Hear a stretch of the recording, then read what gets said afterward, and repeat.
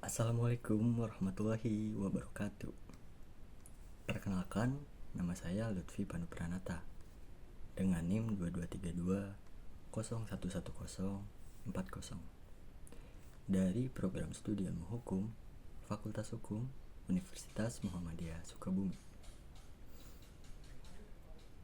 Di sini saya akan menjelaskan terkait dengan penyelundupan hukum dalam hukum perdata internasional, yang dimana sekaligus memenuhi tugas UAS atau ulangan akhir semester mata kuliah hukum perdata internasional dengan dosen pengampu Ibu Eriska Ginalita Dwi Putri SH.MH.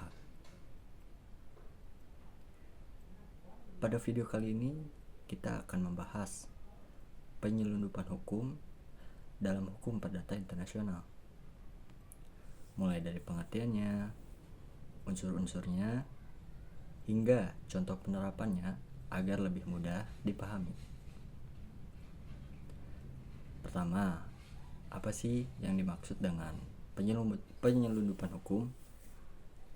Nah, dalam hukum perdata internasional, penyelundupan hukum atau fraude ala loi adalah tindakan seseorang yang dengan sengaja mengubah faktor penghubung dalam suatu hubungan hukum agar hukum yang berlaku menjadi hukum lain yang lebih menguntungkan baginya. Dengan kata lain, seseorang berusaha untuk menghindari penerapan hukum yang seharusnya berlaku dengan memanfaatkan aturan mengenai pilihan hukum atau perubahan status hukum. Tujuan utama dari penyelundupan hukum itu biasanya adalah untuk memperoleh keuntungan tertentu, menghindari larangan hukum, atau mendapatkan akibat hukum yang tidak dapat diperoleh apabila hukum yang sebenarnya diterapkan. Seperti itu. Agar suatu tindakan dapat dikatakan sebagai penyelundupan hukum, di sini terdapat beberapa unsur penting. Yang pertama, adanya hukum yang seharusnya berlaku terhadap suatu hubungan hukum. Lalu yang kedua, adanya perubahan faktor penghubung. Nah, faktor penghubung adalah hal-hal yang menentukan hukum mana yang berlaku. Misalnya kewarganegaraan, domisili, tempat dibuatnya perjanjian, ataupun tempat dilaksanakannya suatu perbuatan hukum. Lalu yang ketiga, perubahan tersebut dilakukan dengan sengaja untuk menghindari berlakunya hukum yang semestinya.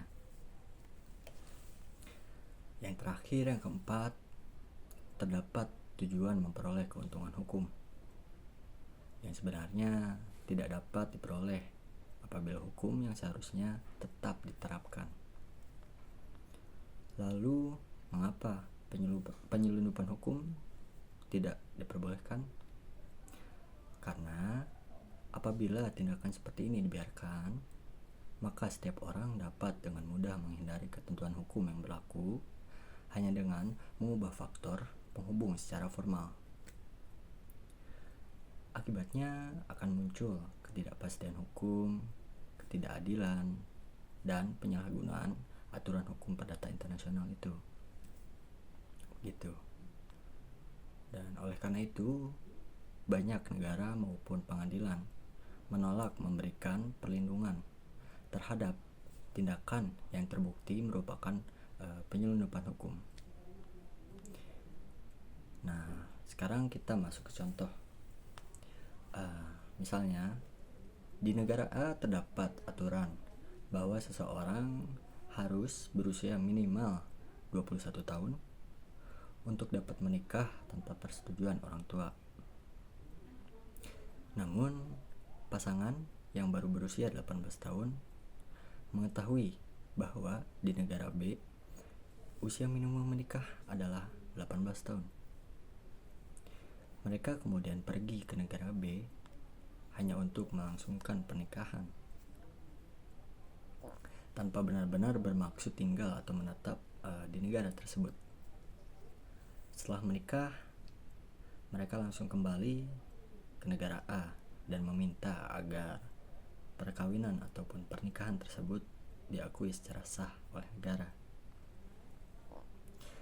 Dalam situasi ini, pengadilan di negara A dapat menilai bahwa perpindahan ke negara B hanya bertujuan untuk menghindari hukum negara A. Jika terbukti demikian, tindakan tersebut dapat dianggap sebagai penyelundupan hukum, sehingga pengadilan dapat menolak pengakuan terhadap akibat hukum perkawinan sesuai dengan ketentuan hukum nasional yang berlaku. Contoh lain dapat ditemukan dalam bidang kewarganegaraan ataupun domisili. Misalnya, seseorang memindahkan domisilinya ke negara lain hanya beberapa hari sebelum mengajukan gugatan waris, semata-mata agar hukum waris negara tersebut berlaku karena memberikan bagian warisan yang lebih besar dibandingkan hukum negara asalnya.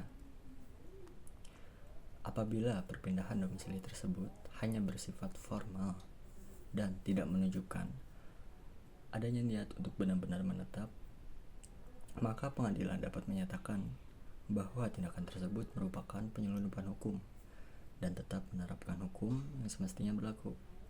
Begitu.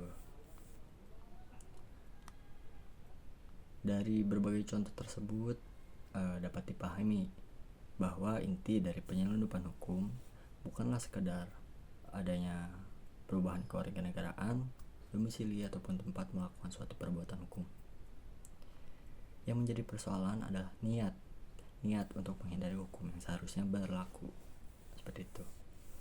Melalui perubahan yang dilakukan secara sengaja dan tidak mencerminkan keadaan yang sebenarnya. Nah, sebagai penutup, dapat disimpulkan bahwa penyelundupan hukum dalam hukum perdata internasional merupakan upaya sengaja untuk menghindari penerapan hukum yang semestinya berlaku dengan cara mengubah faktor penghubung seperti kewarganegaraan, domisili, ataupun tempat dilakukannya suatu perbuatan hukum. Meskipun secara formal tindakan tersebut tampak sah, pengadilan dapat menolak mengakuinya apabila terbukti bertujuan untuk menghindari hukum.